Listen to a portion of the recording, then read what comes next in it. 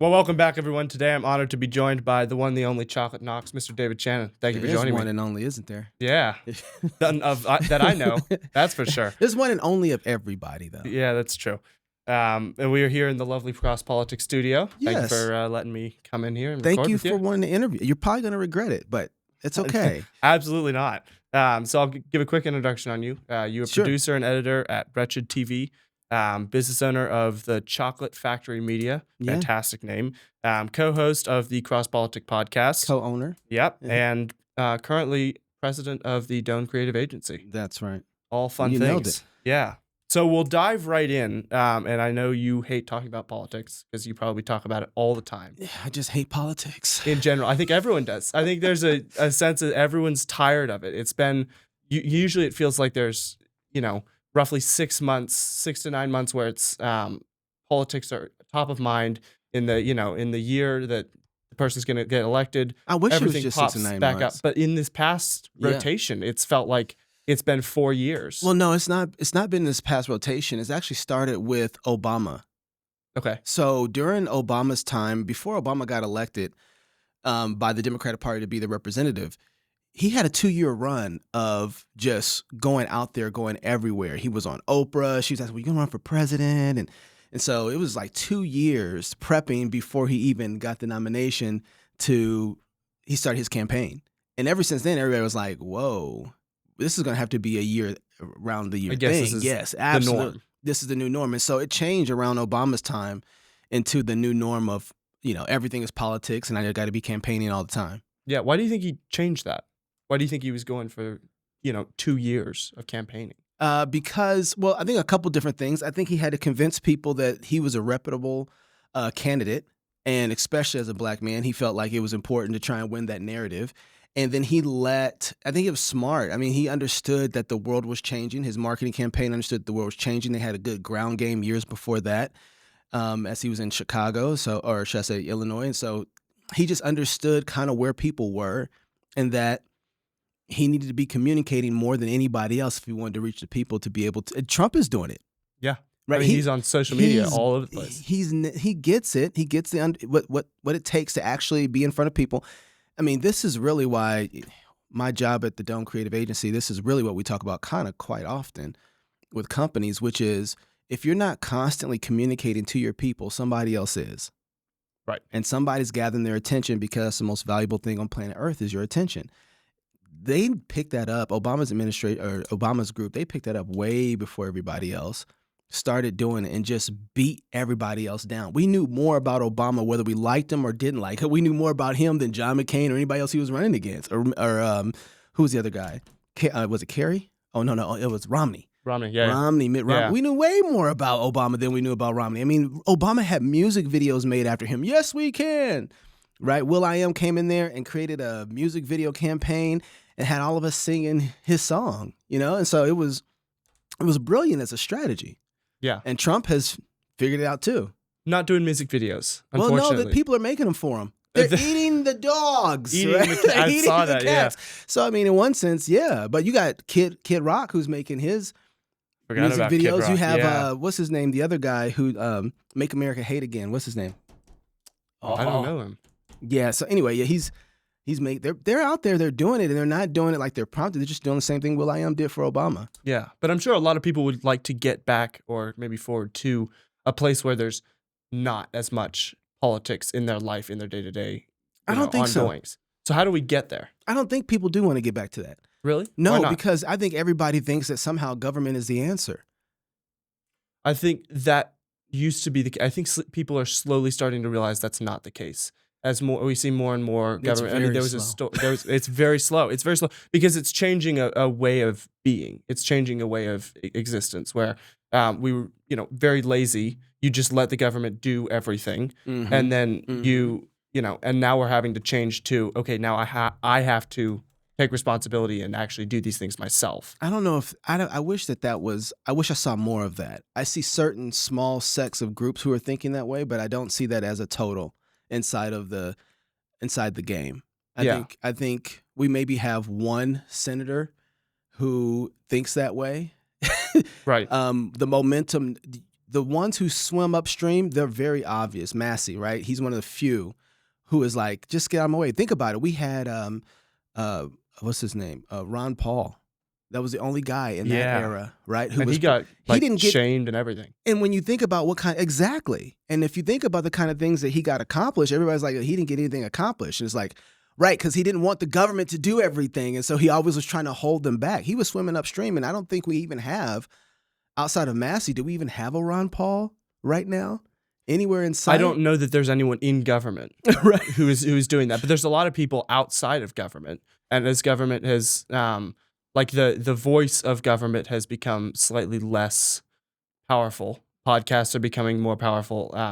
Tucker Carlson interviewed Javier Milei, the president of Argentina, and within 24 hours, it had like 250 million views. Same thing with Trump when he interviewed him. That's the kind of thing where those people are saying, hey, we need less government. And if most of the people are listening to them, it also makes me wonder, do we need Kamala to win for the soul of the country? And I'll explain kind of what I'm thinking. Oh, I got to write that down. Do we need Kamala to win for the soul of the country? Sounds like something Biden would say. Let's hold off. We're not all the way there. But as we're trying to get America to repent again, right? And oftentimes, make America repent again. And oftentimes, what is needed for repentance is you need to realize exactly where you are. Repentance is just acknowledging, hey, this is, acknowledging to God, I am where you say I am, which is in the middle of sin.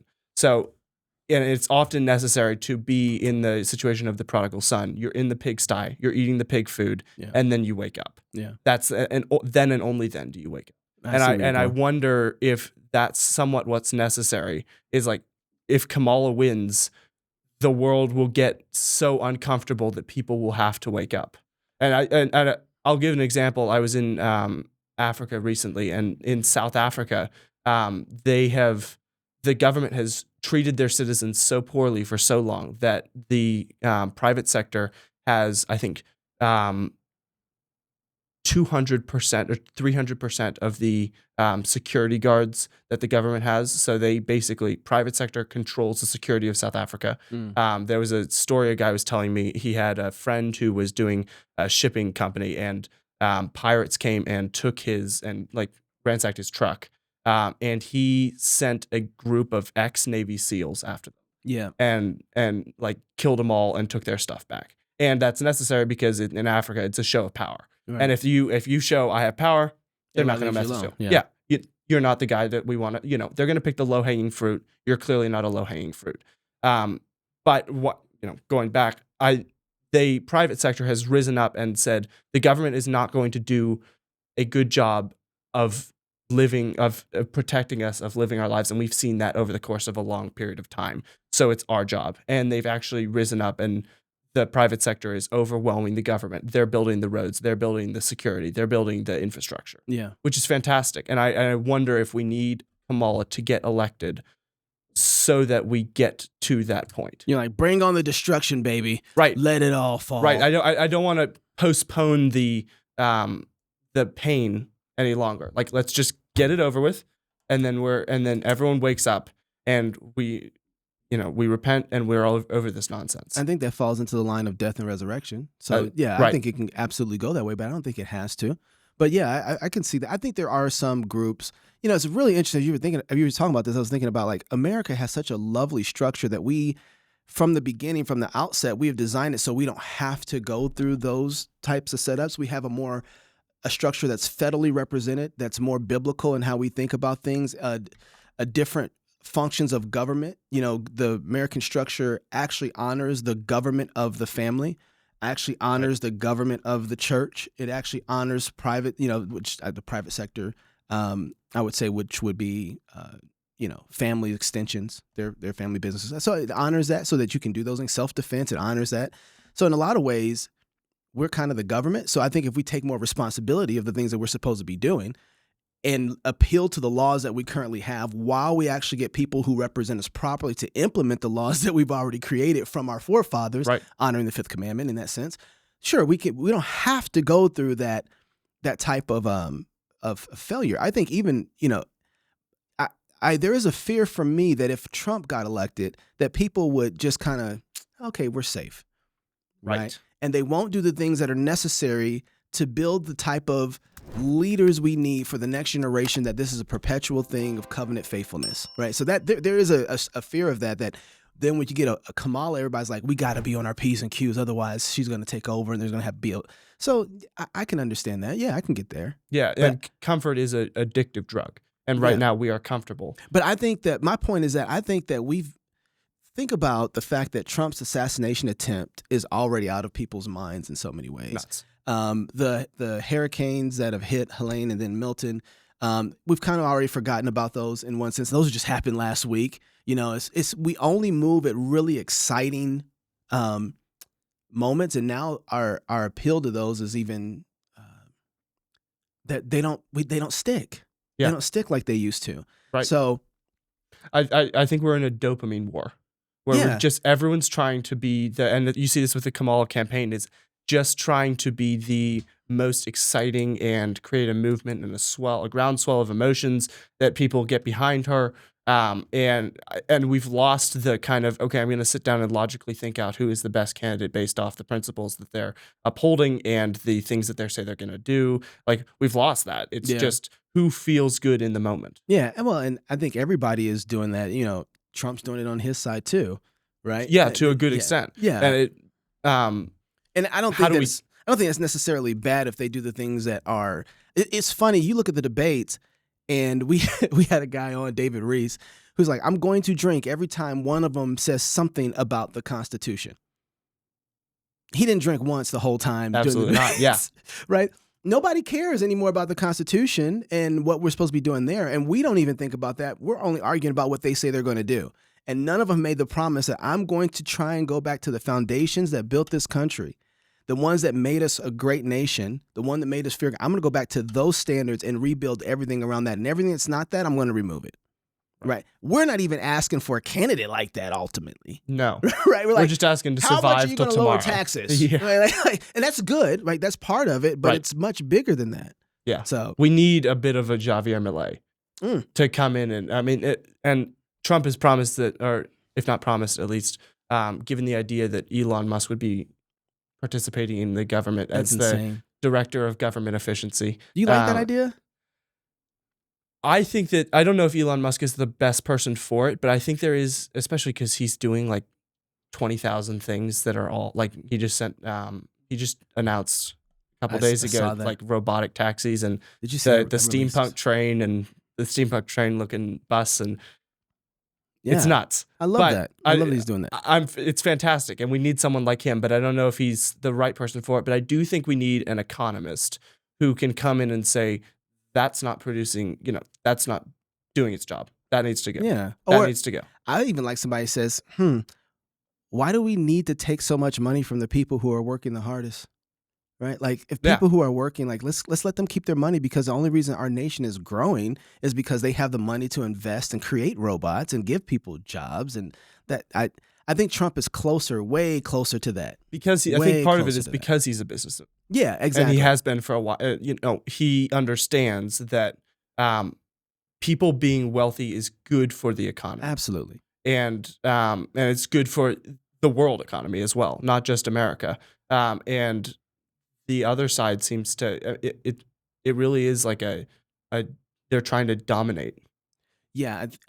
If the only thing I want to hear more from Trump is I want to hear him talk about removing more regulations, because if wealthy people are good for our nation, and I believe they are, then let's create more wealthy people by removing the red tape that it takes for you to be able to do that. Yeah. Right. Like, so I would love for people to say, hey, let's put our money together and create our own oil reserve, oil company, right? We can go drill. Right. We can figure this out, right? It's so crazy, so hard to try and do that. All the regulations and red tape you got to go through. And as much as I love Elon, he's fine with some of the red tape and regulation. Yeah. And I want him to be like, yo, cut it all. Yeah, but here's the thing about guys who have businesses. They don't like competition. They don't really like the free market. That's what scares me about the other side. When you got guys who are like wealthy, we saw this during the turn of the century too, with the Rothschilds and with the Rockefellers. Thank you. they didn't want competition. Mm-mm. So what they did was they submitted to the government's regulations so long as they could keep the money. And you can get rid of the other guys who are creating competition for me in the steel industry, right? Get rid of all those guys because nothing's working here. We're all killing each other. So why don't somebody, Uncle, Daddy, big government, come in and regulate this so that now we can keep this pocket of money and nobody else can enter this industry but us? So there's one side of this where it's like, yes, I want more wealthy Americans, but I also want the red tape that stops other average people from being able to make money. So you look back into the early 1920s, during the oil run, you had all sorts of, especially in Oklahoma, was a huge spot for this. You had a lot of people coming just out of slavery in less than a generation, coming up and having oil companies, right? And having very wealthy institutions being built because there wasn't a whole lot of regulations at that time on some things. And as long as they had land to work that they bought, and as long as they had things to sell without the government coming in and trying to shut them, they did really, really good. The problem was the rule of law wasn't applied to them equally. And so then it was easy for somebody else to come and take it, whether it was their neighbor or the government. And so there wasn't justice applied to the system. Yeah, and we are in a stage of monopolies. I was watching something yesterday. This gal was doing a investigation of Vanguard, State Street, and BlackRock. Oh yeah, which was fascinating. But one of the things she was pointing out was it's a monopoly, but it's very well disguised. So they own 5 to 10% in basically all of the largest companies on Wall Street, and which is a controlling interest.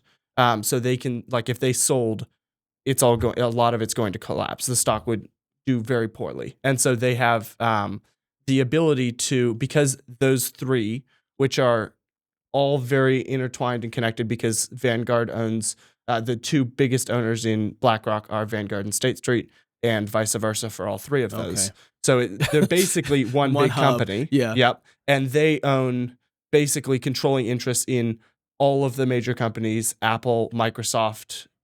I'm not sure about X, but Instagram, Facebook, Meta, all of that. I don't know if they own. Yeah. There might be some touching points there, but it doesn't seem like Elon is in the same. He seems like he's in opposition to them. Yes. It seems like that. Yes. But they own a controlling interest in a majority of the largest companies in America, which means they basically control the stock market, which basically means they control the competition. So they more or less have a monopoly, because even if Apple does way better than Microsoft, or way better than Samsung at selling iPhones, then they still own stock in Apple and stock in Samsung. So they're not going to lose.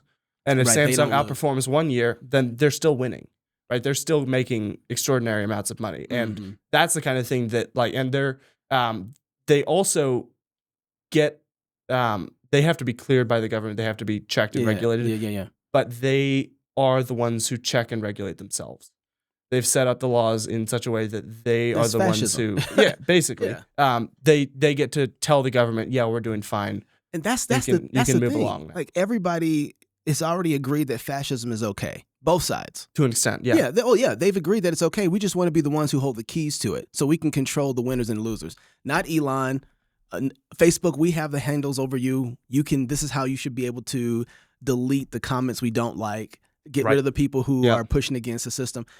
We've already decided in one sense that we're fine with fascism. It's just whose fascism are we going to support?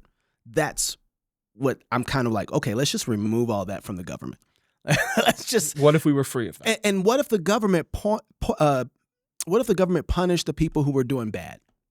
Right? They're stealing from other people. They're lying to other people. Okay, let's punish that. Make them pay restitution so that we actually have a judicious system. And then everybody who's not doing that and who's being value to someone else can flourish, no matter who they are. Right? I don't know. I would love to see. I think we probably get there in the new AI system, depending on who owns that. Which is why I think Elon Musk is fighting for it. But I don't know if we're going to see a whole lot of in the coming future, a whole lot of garage companies that are able to build the same way Amazon was or the same way Apple was. I mean, that's getting with the monopoly and with the red tape. It's the same way the steel industry went. The same way I think technology is going. And we saw this with COVID. I mean, when they shut it down, when they shut everything down, the ones who suffered were the small businesses. The mom and pops absolutely were dead. Well, but Amazon's doing fine. Well, COVID was a repeat of what happened in 2008.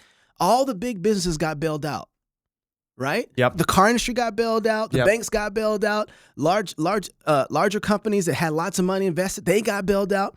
Everybody got bailed out except for the people who are the smaller companies, right? Yep. Because nobody felt like those were essential. And you pop into COVID and they're just saying, hey, the people that basically we feel like are essential, that's fascism, right? They get to operate and continue to make money, but not you. That's not going to help us. And it doesn't. If we can't get rid of that mentality, regardless of who we have, it's going to be really hard to fix the problem.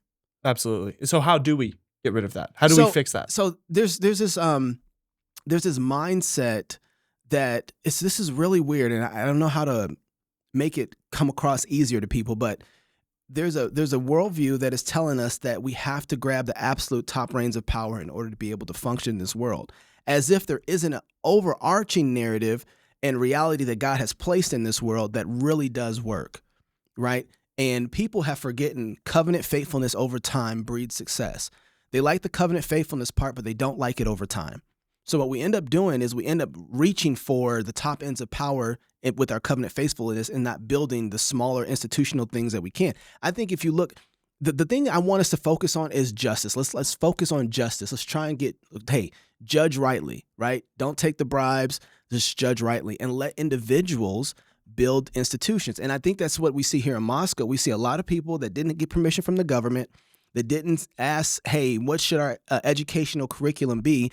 No, we're going to build a school and we're going to train people over the next 20, 30, 40, 50, 60, 100 years how to think properly about the world that God gave them. We didn't ask for permission from the government to do it. We just did it.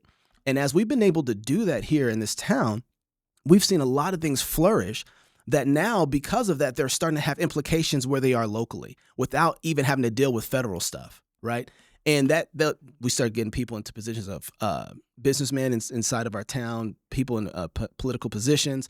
We start seeing those changes flourish out. We still have that structure in place that we don't have to go to the very top to be able to make the changes.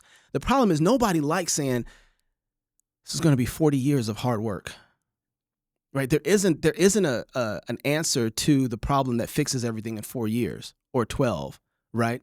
The only answer that I see long-term is going to be slow, steady, consistent working, starting with education, starting with getting our kids out of government schools, starting with building simple businesses that help the people that are next to us and the ones further, but starting locally. That's it.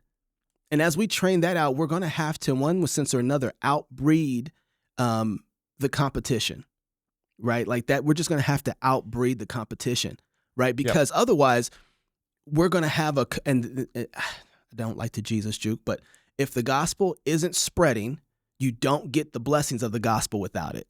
Yep. Right. So like the gospel spreading is doing those things I'm saying, starting that. And we've seen that in the last 40 years. And the impact from the things I've seen here in Moscow over the last 10 years has been amazing and has influenced a lot of what we see. I mean, before 2020,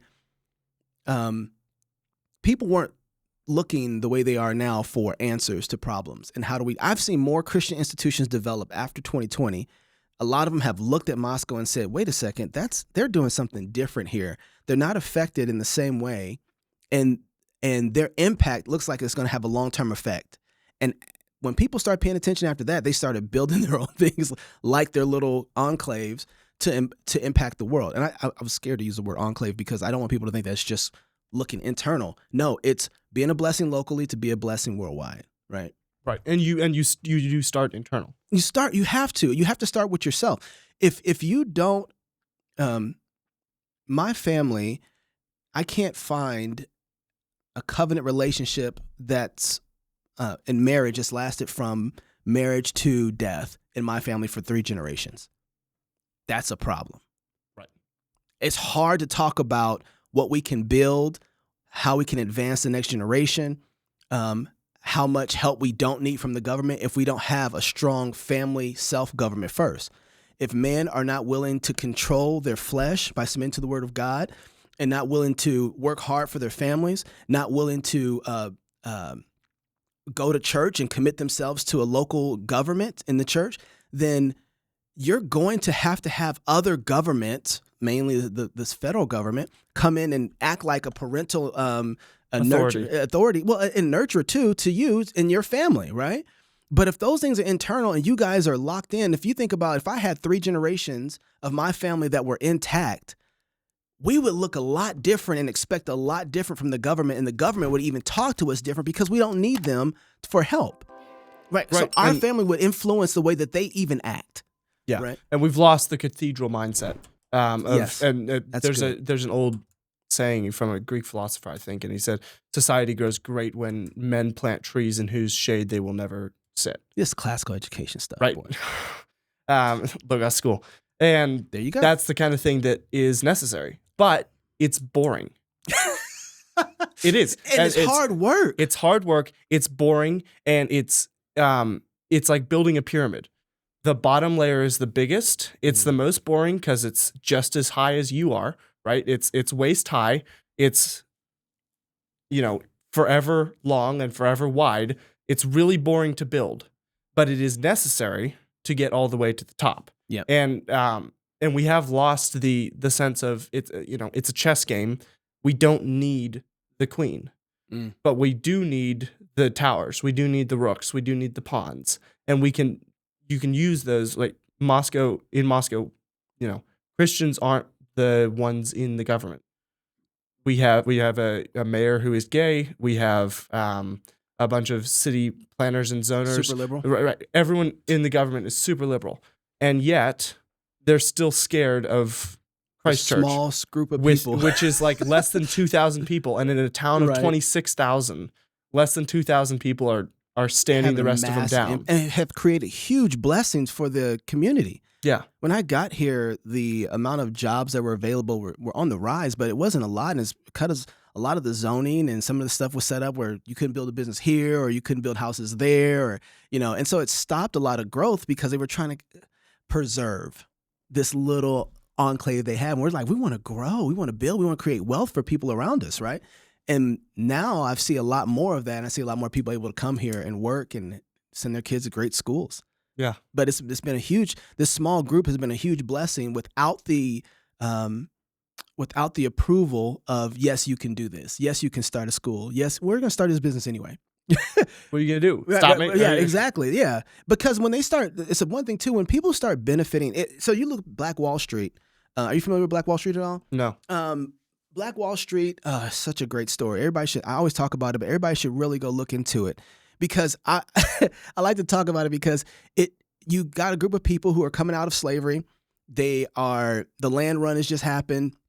They are trying to move out from the South and find other areas that they can build and advance. And so they find Oklahoma, right around the Tulsa area. This group of people come here, and they basically take Booker T. Washington's idea of, we're going to plant here, we're going to build here, and we're going to create value for other people with Christ at the center of it.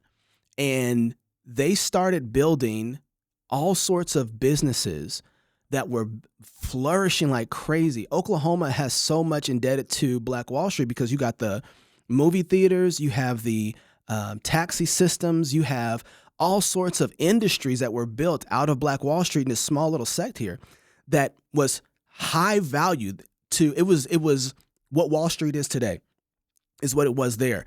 And it was such a benefit and value, even with the hatred that was there, the real hatred that was there, that even white people were like, man, I don't like them, but man, this is good stuff, right? They got something right. There's something here, and I need it. I can't get this anywhere else. And so there was a lot of trade back and forth because of that. And they didn't have to wait for the approval. And think about this.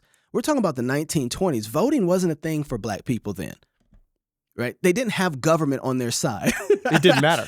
But because, and this goes back to my original point, the world is built in such a way that if I put a seed into the ground, it's going to flourish.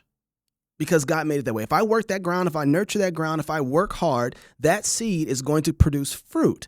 I can take that fruit and I can sell that fruit. I can produce that fruit and I can make money off that fruit because I'm creating value for somebody else. I think we've forgotten about that. Regardless of whatever all the regulations are, we can still do those things. And as our, I have this concept that comes from Zorro. Zorro, when he was training, he wanted to Did you ever see Zorro? I love Zorro. Okay, so you saw the Z that stands for Zorro. Yeah. So you saw the one with I was Antonio classically Banderas. educated. Oh yeah. Okay. Oh, that was classic. So in that one, when his brother got killed by the main bad guy, who's basically like the king. Let's say he's the ruler, right? And he wanted to get back at him, and the old Zorro trained him.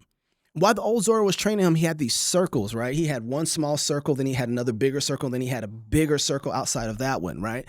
And he told Antonio Banderas when he was training him, because Antonio wanted to run out to the outer circle to fight the big bad guy. And he's like, no. You need to train in this little circle first, and you need to master this little circle. The thing that's closest to you, your own discipline, right? Your own self. You need to do these things over and over again until you master this inner circle. Let's just call that one the family. Your personal self, government, and then the family, right? And then as you grow, then you reach that outer circle, the next middle circle with your family and the things that you're able to produce. You reach that next area, and then you learn to master that one. And as that grows and God blesses that, then you get the opportunity to go to the next circle, and then you can master that one. And so Black Wall Street is just managing first the family, intact families, husbands loving their wives, ethics, biblical values, worship. And then they're building businesses outside of that, which is an extension of the family that's becoming a blessing to everybody else. And then it keeps going on after that. And so as you're doing that, then you get the chance to get to the outer circle, because your businesses are at the place where now they are touching that, and they actually have real influence and real power to do something, which is what Elon Musk has done, right? Elon Musk, his circle has expanded so far to where a person running for president is like, why don't you come in and manage if we're doing really good with our economy or with our spending and stuff like that? Like, let's just see. Because he's actually got the weight. He's been practicing that for a long time with his other companies. And so our influence, Proverbs talks about your gift will make room for you, right? Like as you are gifted and you learn and you practice and you wield it well, it allows you to become and sit before kings. Well, you don't have to run to become the king or trying to run to control the king. As you're building and creating something of value for someone else, the king will come to you and say, hey, so what are you doing? Why is it working so well? And Black Wall Street was that. That's what they were. And I think that they didn't have everything we think we need right now in order to be able to do the things that they did or the things that we even could do. So I think we've focused so much on the wrong things. We want a country that is Christian. We want a country that is economically wealthy, but we haven't focused on whether or not the very closest circle to us first is intact that way. Because if it is, that's just going to bleed out naturally. And whatever the inner circle is doing is what's bleeding out. And so this is why, if you talk about how to fix it, we got to get that inner circle really, really locked in. If you look at the fatherless rate right now of America, it's horrible. Do we think we're going to go to the outer circle and be able to fix the very virtue that is developed in the home if we don't have father? No, you don't. Right. You're going to have rampant fatherlessness running around everywhere, and that's what we see. Yeah, and it doesn't make, it doesn't really make mathematical sense. I like how you said that. Because you shouldn't be able to, 2,000 people shouldn't be able to influence what the rest of them are thinking. Yeah. Or how they're thinking. And I'm curious about what happened to Black Wall Street, so I'll ask that in a second. But it doesn't make mathematical sense. Like it doesn't make sense that if you are not being faithful at home, your business isn't going to do well. But it is often the case. It won't be a blessing. Yeah, that's for sure. It won't be a blessing. And sometimes Elon Musk is an interesting example because he has a bunch of kids. Yep. But he's gotten them by many different methods and many different women. And that isn't great. But how you do anything is how you do everything. And if you are faithful with little, you will be faithful with much. And God doesn't start you off with an AR-15. Right. He starts you off with a BB gun so that you learn trigger safety. A water gun. Right, a water Nerf gun. So you learn trigger safety. Yeah. You learn don't shoot the girls. You learn don't point it at people you don't want to shoot. Yeah. Anything you don't want to destroy. That's right. Right. And then you slowly evolve and get bigger and better. That's right. What happened to Black Wall Street? Oh man, so this goes back into a couple different things. Ultimately, there's a couple stories. Black Wall Street did so well, did so wonderful that it created a lot of jealousy, which is what happens when you become wealthy. Successful, yeah. Yeah, and a blessing to other people. People get jealous. Those jealous people created a lie around a guy touching a girl in an elevator. Always how it works. And they wanted to lynch him. And so they were going to have a lynching that afternoon, and they put it in the paper. They were going to have a lynching, and a lot of the old black soldiers came and said, no, you're not going to take him. You're not going to lynch him. A whole mob came from the other side of I think there was some KKK stuff going on there too, and just demolished, burnt, and destroyed everything that Black Wall Street had. No government came to the civil magistrate at that point. The local one was in favor of it. They didn't stop it. There were some people who were trying to stop. Paul Harvey's dad was there. And you know who Paul Harvey is? Vaguely. Oh, he was a fantastic radio guy from back in the day. I think he died in the 2006 or something like that. But his dad was a part of the government, assistant to the mayor or the one of the city councilmen at the time. And they tried to stop it, but they couldn't stop it. And they just demolished Black Wall Street, tore it down, burnt it down, everything. And the government came in, didn't execute any justice whatsoever to the situation, didn't have anybody pay restitution. And that kind of put a damper on Black Wall Street. But even through that, Black Wall Street rebuilt itself and it actually got its name after all of that happened, because it came back and it was even better and bigger and still doing its thing. So I said that story to say the real destruction of Black Wall Street happened when the federal government decided to take over the roads. So interesting. So what happened when the federal government came in, I think it was in the 50, 55, something like that. So Black Wall Street was thriving, but when government interference started to navigate how people went around certain environments. So if you have a business or entity, let's say Walmart, and you're on a freeway and there's no exit there, people are just going to drive right past where you are to go to the next place where there's exit. Yep. And that design is whether it determines whether or not you get customers or clients because of easy access to where you are. And so Black Wall Street really kind of fell apart because the federal government came in and not just Black Wall Street. This happened in Chicago. This happened in New York. This happened to a lot of minority, not just Black, but minority companies and other businesses that weren't in the loop of what the government was doing. And they just didn't feel like they needed them. And the government built the roads. And they built the roads around it, yeah. And there you have your problem. And they got Radiator Springs. Exactly. You had, and so it became, so when you have the overpass being built right over the top of your city with no way to get off and enter, well, you just destroy that little town. Yeah. So what do you do to stop that? What you had a lot of smart businessmen that dispersed, that left that environment, and when it started other places, it just wasn't a concentration anymore. And is that what killed him eventually? Well, yeah, ultimately, yeah. But I mean, look, when you have a thriving entity and you don't have justice implemented, and I say justice, it's applied to everybody, I don't care who you are, then you're going to have to figure out different ways. You're going to have to figure out how to thresh out your wheat underneath the the wine press, right? Right. And so I think a lot of businesses end up figuring out how to do that. It just wasn't the thing it was because the government smashed on it, right? And smashing, which means not giving real justice and punishing those people who heard it and making them pay restitution for it, I think is one thing. And then when you don't, when you figure out as an individual, hey, I can go over here without having to deal with this, I'm going to go over there and do it. So just change the concentration. But I still think that Black wealth still continued to develop. It just wasn't in the concentration of Oklahoma anymore. Yeah, but the concentration also gave it an enormous amount of power. Well, exactly. No, absolutely. And opportunity and ways to rebuild that they probably wouldn't have if they didn't ever have that concentration in the beginning. Right. So should private sector be building the roads? I think a lot. I'm open to have this conversation, but I think when we have local businesses and the people there figuring out what best serves their interests, for someone outside of that entity to figure out, to say, well, this serves our interest to make sure that we get from here to here faster, instead of saying, yes, but what you're going to do is make so that we don't have people who live here and support where we're at. When they make that decision for us and we're not involved into it, I think it could be super problematic for our economic growth. So how do you deal with a government who is not being just? I think, well, oh man, people don't like this. The answer is always first to cry out to God. Like I don't think You go back and you read Exodus, and they're in slavery under Egypt. The first thing they did was cry out to God. And in crying out to God, God answered their prayer. And I think in a lot of ways, we refuse to do that first.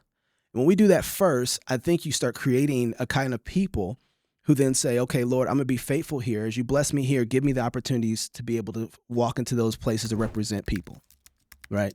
And then you can get inside the system and say, let my people go, right? Or so the first thing is an appeal to the government to obey its own standards. It wouldn't be the first time that Black Americans had to go to a civil magistrate to say you're being unjust. They know the process. They know Americans, we've had to do that internally so many times. The Scottish, when we just founded the nation and George Washington wanted to tax the Scottish on their alcohol and wanted to tax them, they didn't have any extra tax money to give, right?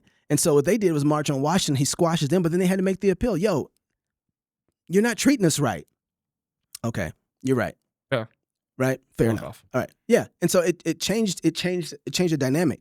When we weren't being treated just here in Moscow, we went and did psalm sings to our city council, and it got ugly. And then after that, there was a relief, right? And all of a sudden we saw the mask mandates, like, okay, they might be there, but we're not going to enforce them. That was ugly. We didn't like the way that went down, right? And we appealed to the laws that were on the books to tell them that this is how they should be acting. And we sought the Lord to be able to represent us in our stead, right? And I think we saw justice eventually fall out. Gabe won his case against the city on that. And so I think the process, if that was long, that was like 3 years. Mm-hmm. Afterwards, was it 2 or 3? Yeah, 3 years afterwards, where justice was served on that. We look at it and was like, right now, fix this thing, or we're going to tear this whole city down.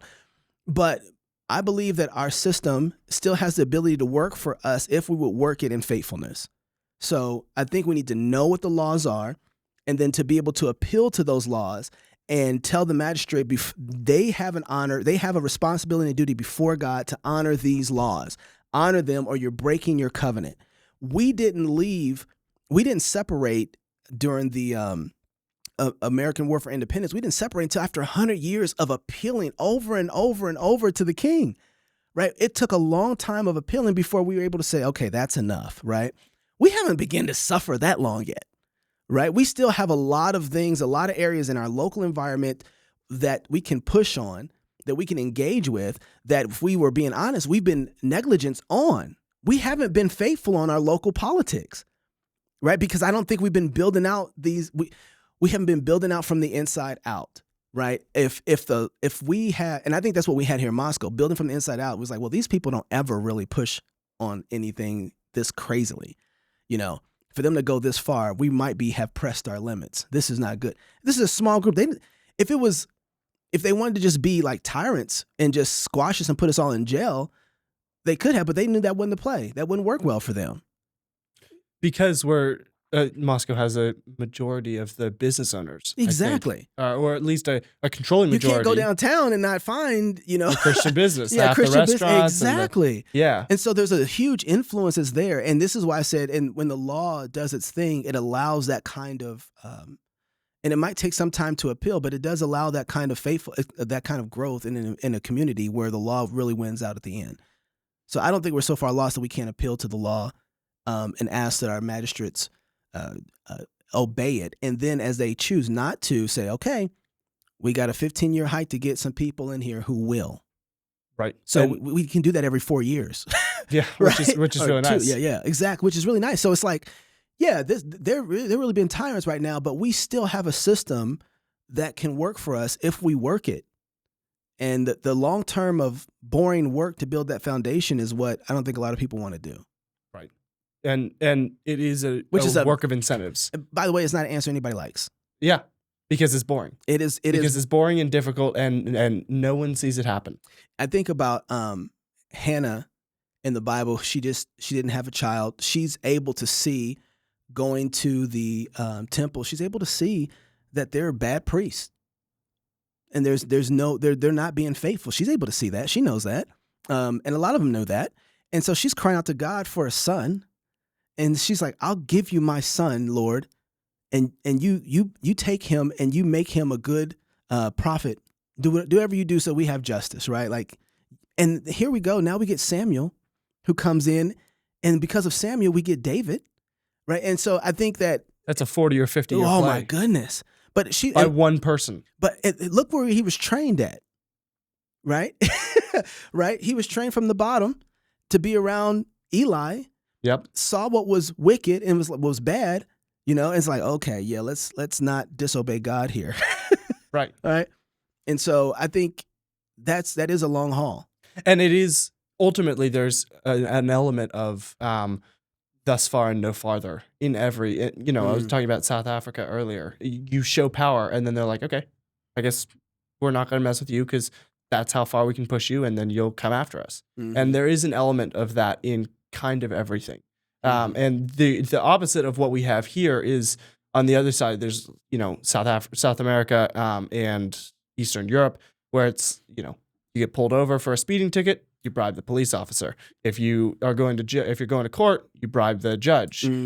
That is not what we're aiming for. That's the opposite. Well, and that's just, we haven't raised the people that are in power are the people that we've birthed and created and raised. Right. Like you got to remember where the source is. Like there is no other institution anywhere in the world that doesn't come from the home. The house is the first place that everybody learns what kind of virtuous person they're going to be, what the laws and standards are of the world that God made, and how they're supposed to implement those things to each other that they deal with in the civil realm. So our civil realm and our church all get people that are primarily trained from their fathers teaching them about the word of God and what God demands of them, Deuteronomy 6, right? So everything that we see that bleeds out to our society is from our own home. That's our people that we've put out there. So we're going to have to teach them first. And one of the things we teach them is like, if you're going to be a good man, you can't take a bribe.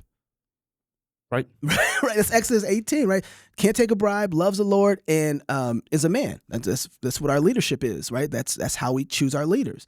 And so we haven't really taught that inside of our own homes really well. So then the people that we get out inside of either our churches or inside of our businesses or inside of our government are the kind of people that we've raised, which is why the problem ultimately is dealing with the fatherlessness or the lack of fathers teaching well their children so that when they grow up, and this is my point with Hannah, they grow up into, rightly so, the position, an honorable position because they've been honorable man, right? And they're now in a position where they can influence change. Exactly. Yeah, absolutely. But so Hannah wasn't, and so she said, fine, in 40 years, I will be. Because I'll have a kid. Yeah. And we've lost that in the sense that we're like, okay, this is a problem. Let me deal with it now so that I can forget it and get it over with. And she was crying out to the Lord for that. Yeah. And we've also lost the family-centric mindset.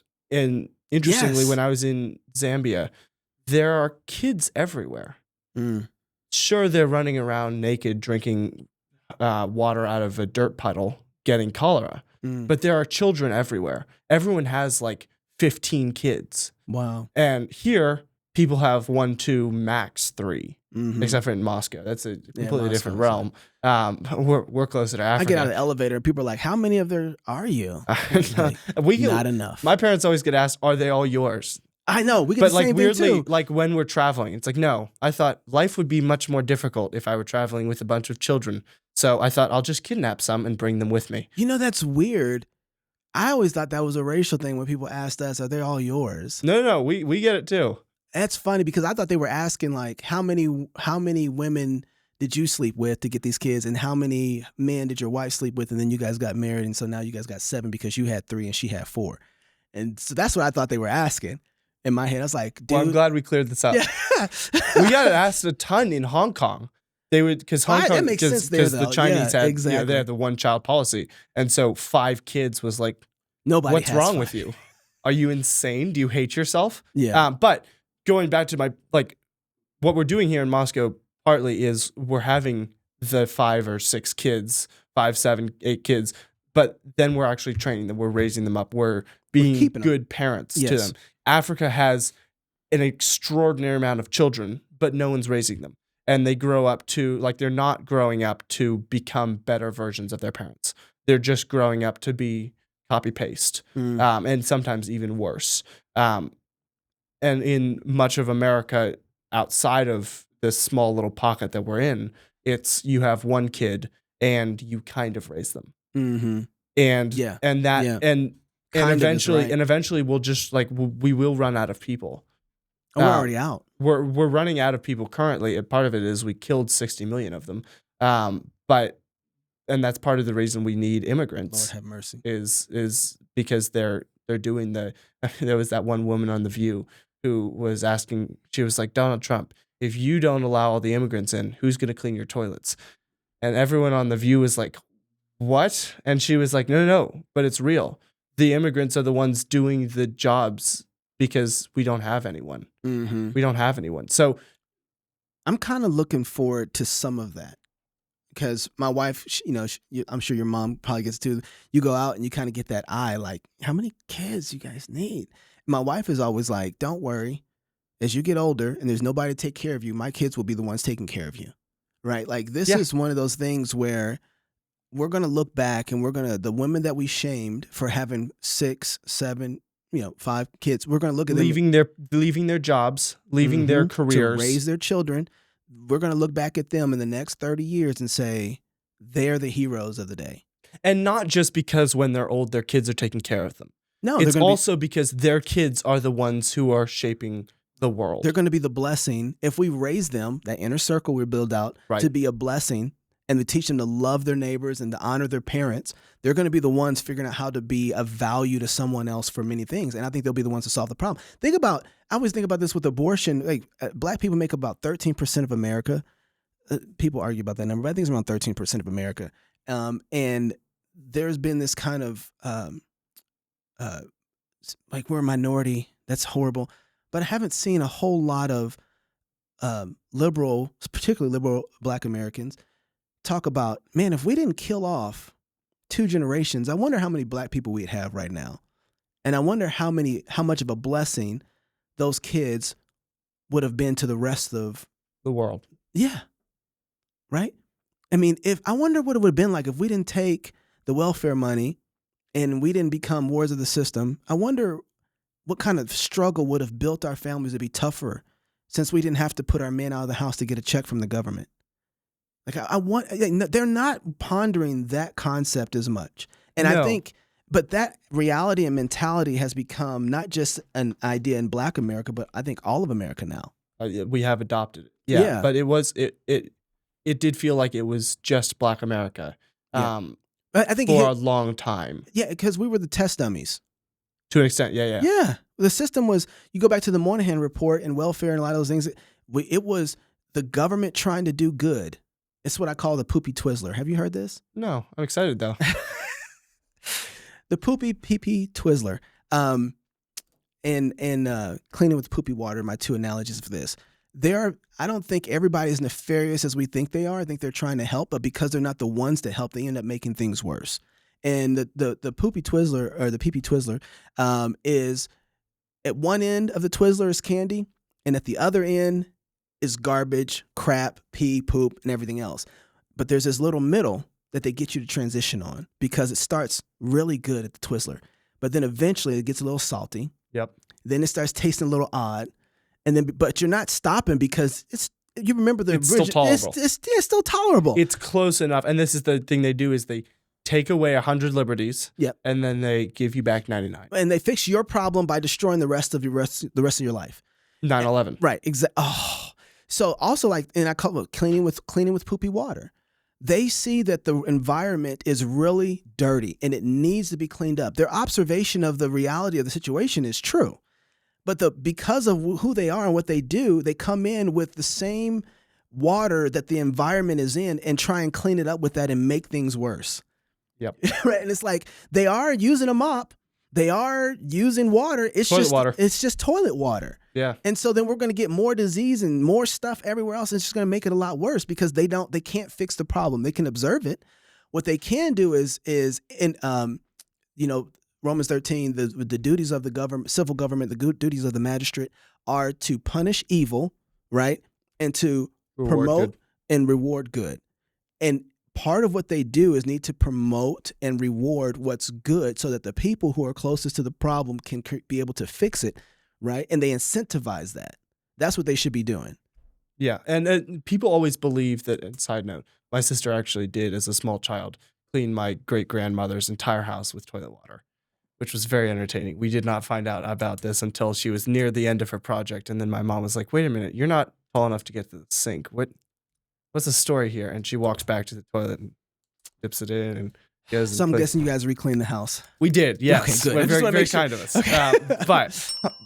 But good intentions. Good intentions. The fallout of your good intentions, and everyone always sees themselves as the good guys, That's right. And I just wonder, like, what are the people like George Soros or Klaus Schwab or Bill Gates? What do they see as the good that they're doing? Because I know that in their head they're the good guys, and we're just the idiots, and they're trying to be kind. Is my guess, but they're not God, and they're trying to play God, and they're trying to play God in order to bless us. But that's not how it works. Right. What are the good intentions that they're aiming for?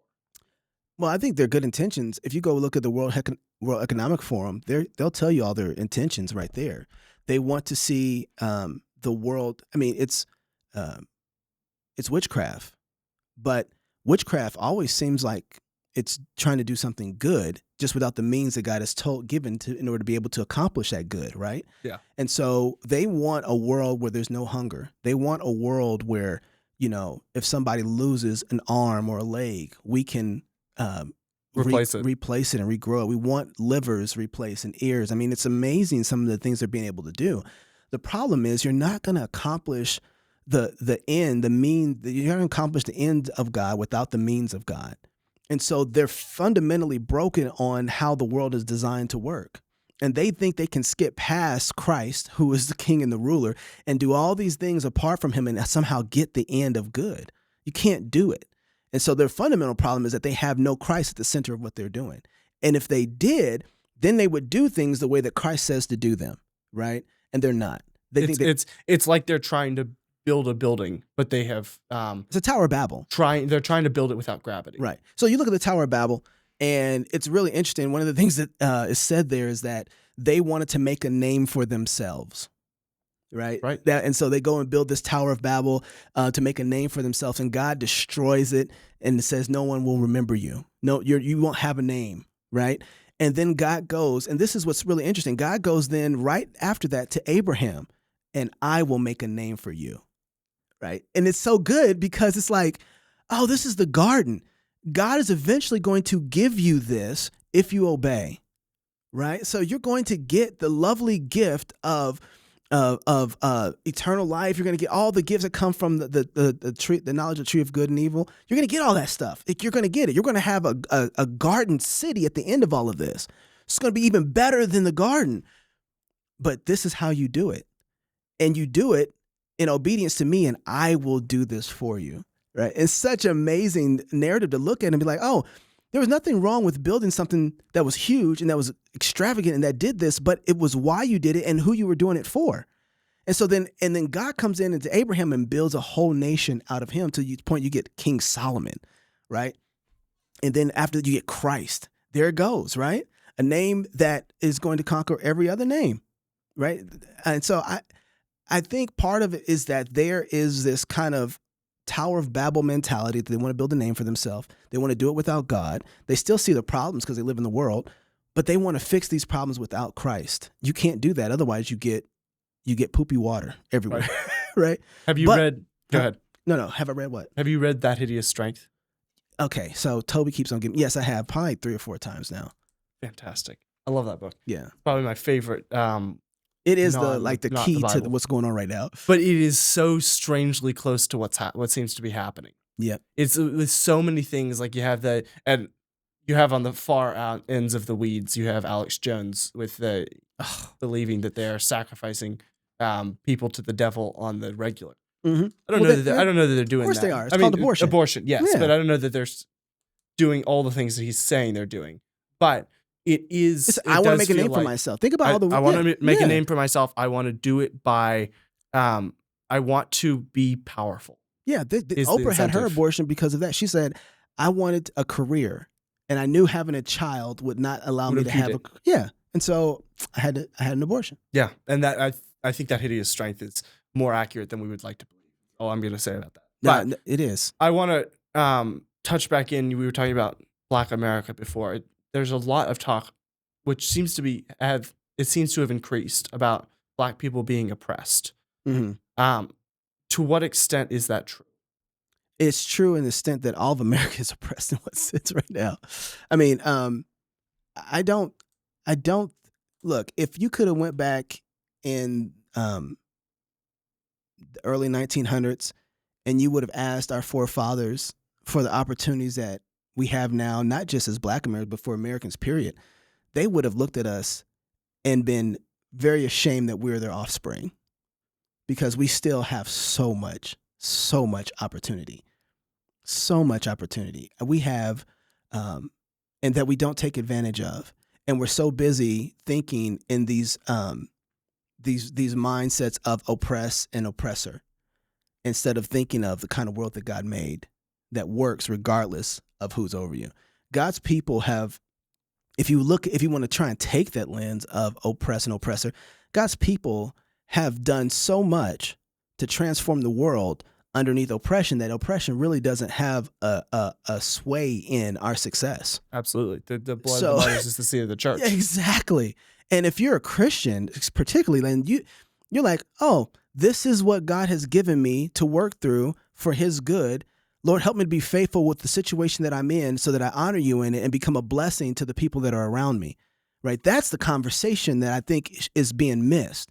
And as so I don't buy into the oppressors conversation, especially when I can look back. I really it breaks my heart that usually during Black History Month is kind of the time that you see it, where a lot of Black folks will just talk about the successes of Black people underneath oppression, real oppression, right? Can't vote. Can't go out in public, got to go through the back doors. Some people got to experience some of that with COVID. All of a sudden, we got some new Negroes in COVID. It didn't matter. It's so funny. I saw a comedian the other day. He said COVID reminded them a lot of kind of the civil rights moment. You know, it's like you got to go through the back door, can't eat here. And he's like, his grandma was like, you can't make fun of that. He's like, Grandma, I have the shot. I'm not a Black anymore. I'm a white now. Right. And it was funny because it was like that line changed a little bit in COVID. It was like, if you're vaccinated, everything's fine with you. And if you're not vaccinated, back door. Right. But ultimately, I think that, and even in that, it didn't last. Faithful people doing good things, still, I don't think they can pull a COVID off again. I don't know that they can. I don't think they can pull a COVID off again. People, we're a little too awake at the moment. I think we got woke on that one. Yeah, they got to wait a couple. But I don't buy into the oppressor mindset. I think that's a cosmological structure and worldview that tries to get you to see the world in a particular way. And I don't think the world's made that way. No. I don't think it's made that way at all. Andrew Tate actually made this point, and I think he did a good job of making it. He was saying, look, if a Black billionaire and a white billionaire meet each other, do you really think that they care what color they are? Like, no. I'm Black, you're white, fine, whatever. That guy's Asian. We're all billionaires, right? They don't think in oppressor. We are taught to think that to keep us enslaved to an extent, because it's much easier to control people when they're too busy focused on fighting their neighbor. Yeah, as opposed to realizing that, like, their neighbor is just another human being made in the image of God. You might disagree about some things. You have different cultures, different values on some things, but they're still just a person made in the image of God. There's a book called Black Yellow Dog by Ben Kinchlow. Ben Kinchlow died a while ago. He used to be on the 700 Club, but he wrote a book, and he goes through kind of some of this history. And I think I got this from Thomas Sowell, but I found Thomas Sowell through reading him a long time ago. Everybody should read that book. One of the things he says in there, though, is that when before we started getting minimum wage and all this other stuff and unions, the thing that only mattered to people was whether or not they could do the job and they could do it well at a good price. And so you had a lot of black people from, I can't remember the time frame, sorry, it's in the book, but you had black people who were in the South who were going up north to do work. And they could do this work at a cheaper rate at just the same amount of quality as the guys who were kind of unionized. And because of that, people didn't like it because the guys who owned the companies weren't black. They were white, but they got more work done at a cheaper price. And he makes the point that the favorite color of everyone in business is green, right? Absolutely. And well, it's not even green anymore. It's probably digital. Bitcoin. Yeah, yeah. Whatever color that is. But when you get down to brass tacks, the way the world works, no one is. It's not. The real thing is, can you produce something of value to someone else at a cost that's acceptable to that person? And when you can do that, nobody cares about what color you really are. Yeah. Why would you? And if they did, it doesn't stop you from, let's just say that they did. Oh, we hate black people. Can we get 15 more of them, though, to finish this job because it's much cheaper and we can make more money and do more things? Okay, hire all of them. Right. But I hate black people. It didn't stop black people from being able to be successful. Yeah. Right. It didn't stop anybody from being able to and as they make more money, they start their own construction companies. Now, this is why the free market is so important. We started getting minimum wage. We started getting more regulations by the unions of who can do what work. It has to be union work. And then the federal government said this has to be a union job, not a private job. They have to be in our systems and qualified, whatever that is, in order to be able to get this work. And then we start losing this competition in the free market. Well, that's what destroys us. And now we say, hey, why do those guys get that and we don't? Right? And so when we don't have a free market, we will start looking at things in the particular way. Right. But it's still not it. The problem isn't that, oh, they're black or they're white or they're Mexican or whatever. The problem is always, wait, how come the market isn't free for everybody to be able to engage with? Right. Why are you creating regulations around this and for who? When we get fascism inside of this, which is what fascism is, an economic structure to control, allowing people to control the market in a particular way for certain people and not others, that's unfair business. Right? That's partiality. If we get rid of the partiality, everybody can win. And we can win even if people have prejudices that we don't like. That doesn't have to stop success. Right. Right. And that's the thing that's really been interesting. It's like, I've worked for guys who were racist. Literally I did construction for guys who's like, nope, I don't like black people. You guys are lazy. I don't like you. You guys don't work. I don't like you. And I worked for him for about 2 years. And before the 2 years ended, he was coming to my house to pick me up. And he was like, I completely had the misconception about black people. I'm sorry. I like this black person. And well, he said, well, he didn't even say that because he didn't like me. Oh, okay. But he was happy with the work that we were doing and how much money we were able to make because I did work hard. I worked 16 hours a day building houses with him, and he couldn't have anybody else who would work next to his side. And so his perception of what the real divider was changed. It wasn't my race. My heart towards work was the same as his. I want to get done. I want to build something. And so eventually I became closer to him, and the thing that separated his dichotomy of thinking was changed, right? And because we made more money. And so, and you know, I think that his racism towards me didn't stop me from making money, and change because of that, us being able to work together, he lost his racism, and now he only wants to work with people who think like me, right? So, right, it no longer becomes about race; it becomes about mentality. It was about mentality, right? Yeah, and Shane Gillis made a joke. He was like, "Look, none of the white people liked the black people until they discovered they were really good at football, and then it was like, I want all of you. Right, I saw that. These guys are fantastic. Right. Bring them all in. Right, I want more. But you prove your usefulness. But I think there was and this is the same thing. If we get rid of meritocracy. This is what scares me kind of right now with American culture. We've kind of removed the struggle from people to say that people don't have to struggle. I listened to, was it Senator Jackson? I can't remember her name. She was like, oh, we have kids and they grow up and they're going to have to eat ramen noodles to live. Now, I'm just thinking to myself, first of all, I love me some ramen. But What's wrong with that? Yeah, but her point was, this is why we need abortion. Because kids will have to grow up eating ramen noodles. As opposed to caviar. And that is just such a horrible lifestyle. And I'm thinking it was the eating ramen noodles that allowed me the sustenance to be able to go work hard so that I can buy a steak, right? It's like, I want a steak. I better create something of value for somebody else or be valuable to somebody else so that I can make enough money so that I can do this. Right. Nobody stopped me. Yeah. Like nobody stopped me from doing that. The more valuable I was, the more I was able to do, the more money I made, and the more I didn't have to eat ramen noodles. But I still have ramen noodles in my pantry. I'm just going to keep it real. I like ramen. It's good. Yeah. But one of the biggest motivators for becoming successful is not currently being successful. Right. Because it's like, okay, I want that thing. Yes. Fine. I'm going to outwork everyone, or I'm going to be creative about this. I'm going to go get it. If you don't, if you are just, comfort is the most addictive drug that you can possibly have. And when you are comfortable, it's so hard to get out of it. Well, and it makes you think of other people. What does my kids right now want to make money to buy their own things? And it's interesting listening to them work through the process of who needs stuff done right now? Oh, that lawn is not cut. I wonder if, Dad, can I ask them, can I use a lawnmower so I can go ask them if I can cut their grass?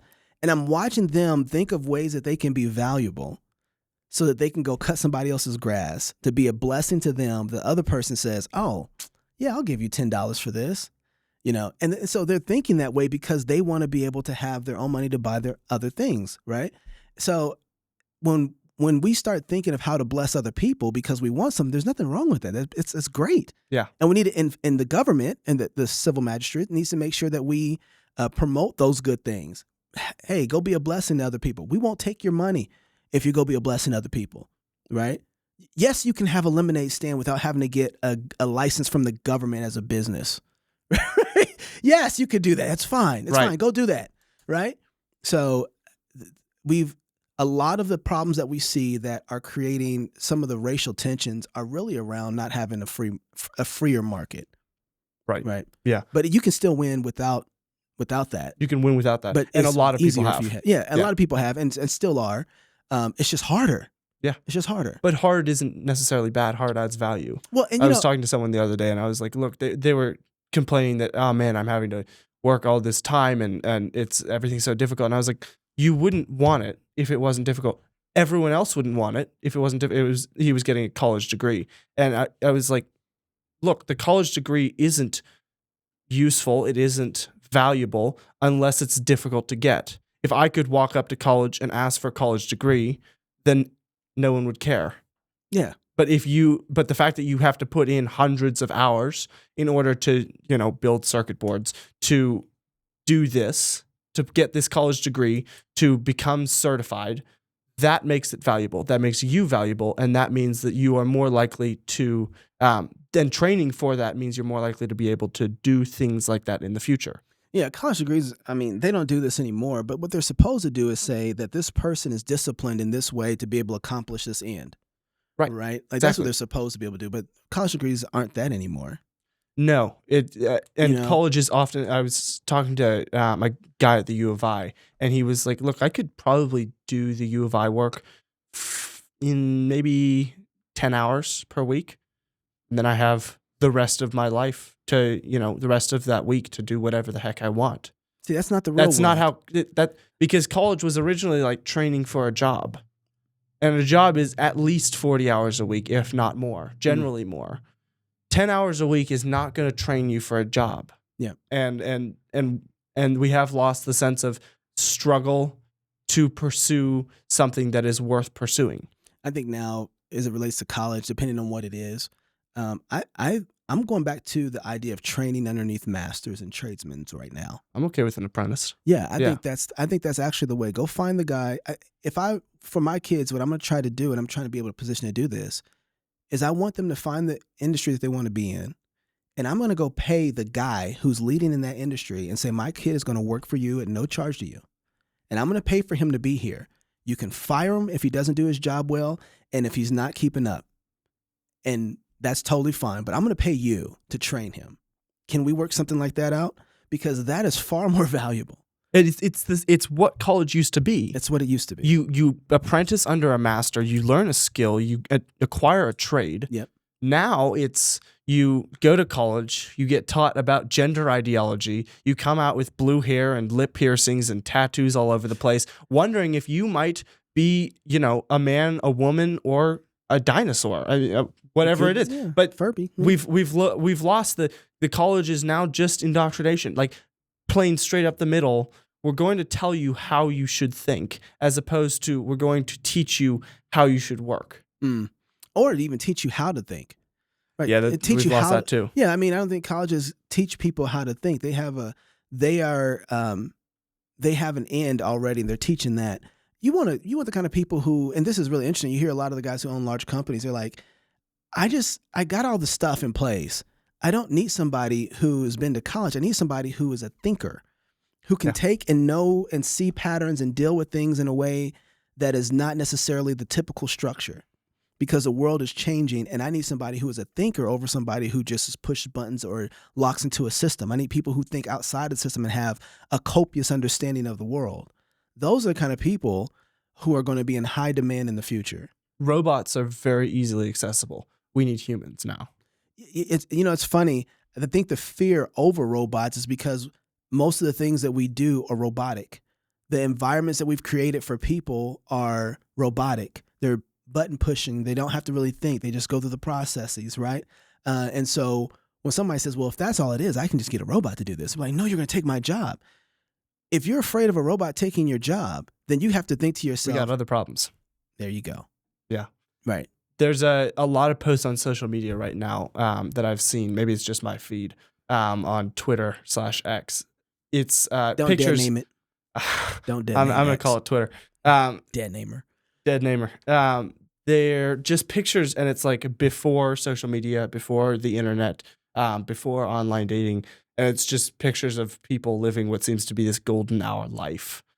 I don't know that is exactly how life was. I think social media is generally a good, but how do you maintain, how do you make sure that you're not on the internet, not on social media too much?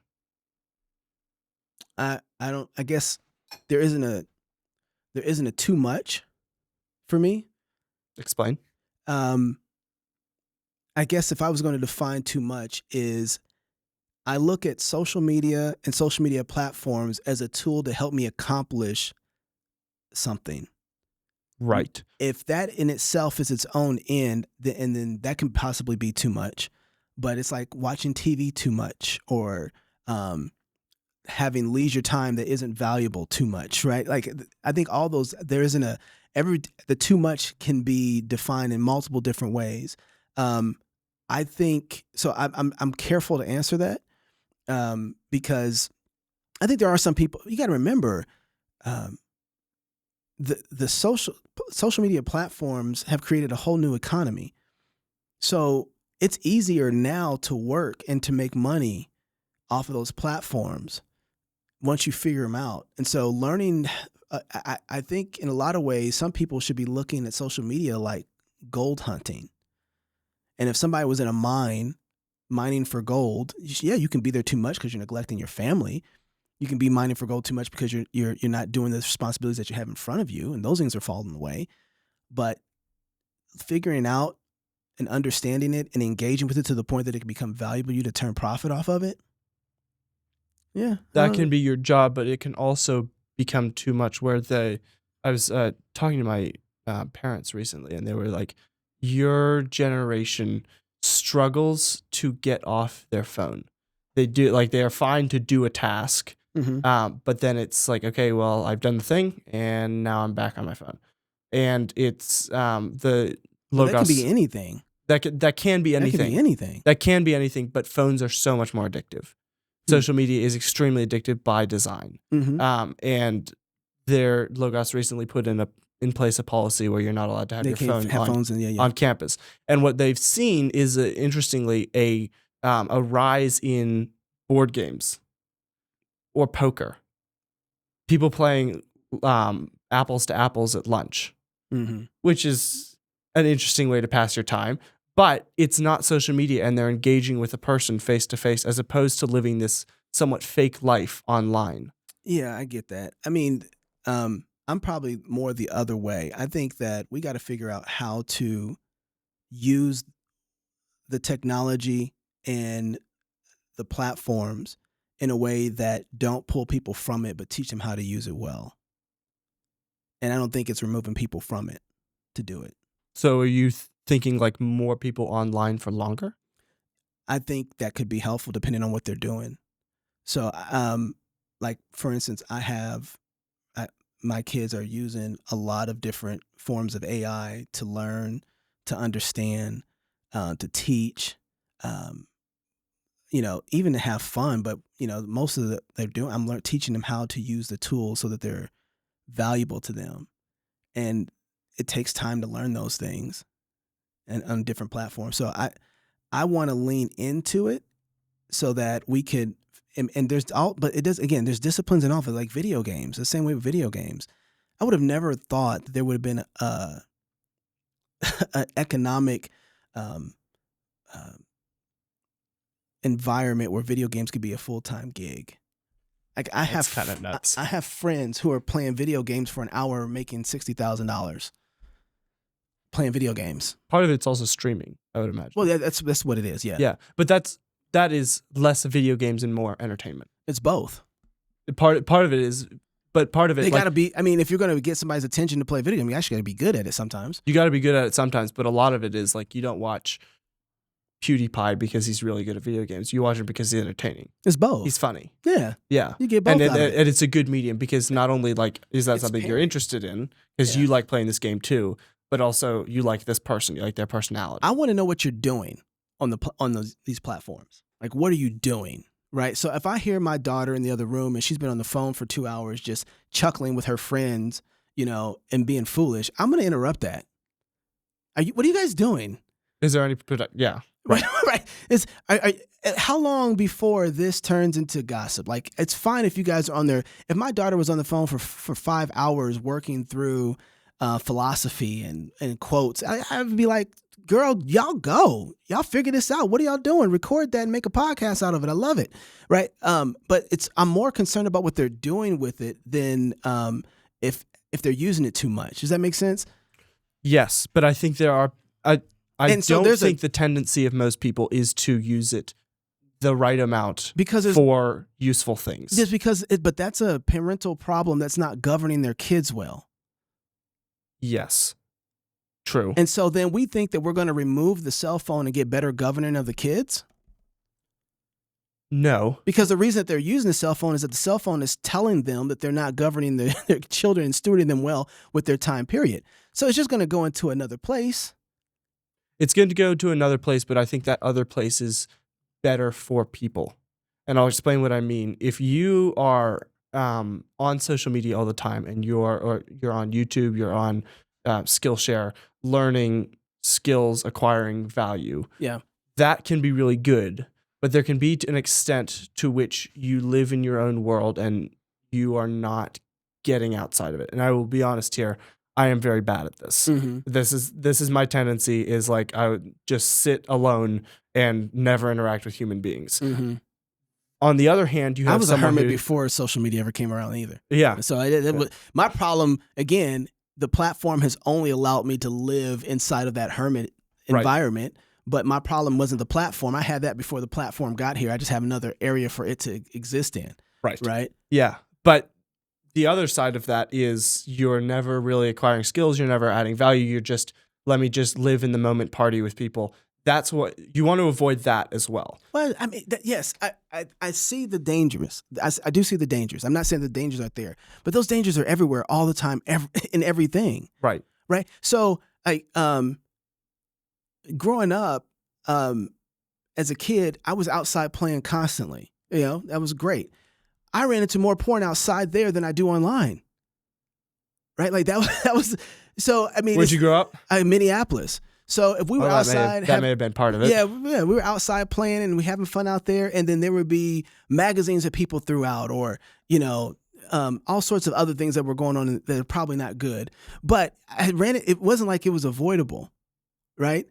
But the same discipline that I had to have in order not to engage with those things is the same disciplines I need to have as dealing with social media platforms, dealing with being online or anything else, right? And because I had good parents who raised me well, I didn't go the way of my friends when they found the magazines, right? Or when they were doing things. And so I was able to have disciplines there. I don't think that's much different, but we don't know how to govern that environment very well yet. And so because of it, we've kind of been like, let's just cut it all off. And I think we have to figure out, okay, let's give our kids an environment to be. All my kids learned to read super early because they spent a lot of time on Starfall. Starfall is a lot of parents know what it is. It's like Sesame Street in an app.